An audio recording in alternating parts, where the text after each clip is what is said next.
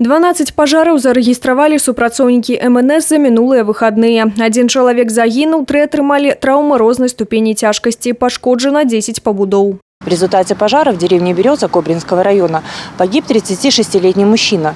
Трагедия произошла утром 17 мая в нежилом деревянном доме, принадлежащем гражданке 1978 года рождения. Огнем повреждено перекрытие, внутренняя отделка дома и имущество. Причина пожара устанавливается. Днем 17 мая в деревне Большое Подлесье Ляховичского района загорелся деревянный жилой дом, принадлежащий 83-летней местной жительнице. Во время пожара внутри находился 57-летний сын хозяйки.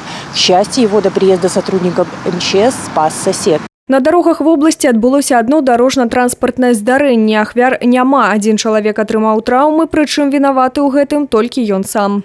16 мая около 6 часов утра в городе Бресте на пересечении улицы Янки Купалы и 2-й Заводской произошла дорожная авария. По предварительной информации, 40-летний брестчанин, находясь в состоянии алкогольного опьянения, управлял автомобилем марки Audi. Перекресток проехал на запрещающий сигнал светофора и совершил столкновение с автобусом. В результате дорожно-транспортного происшествия водитель Audi с травмами госпитализирован. Проводится проверка. Хулиганство ў нецвярозым стане давяло молодых людей до криминальной отказности.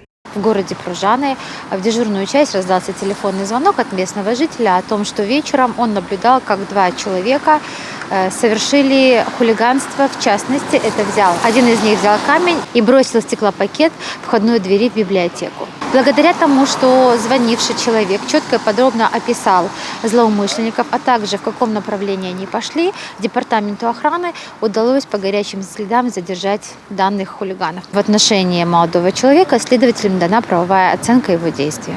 Усяго з пачатку года за падобныя ўчынкі да адказнасці ўжо прыцягнута звыш 100 чалавек. Пры гэтым пакаранне за хуліганства па законе наступае ўжо з 14 гадоў.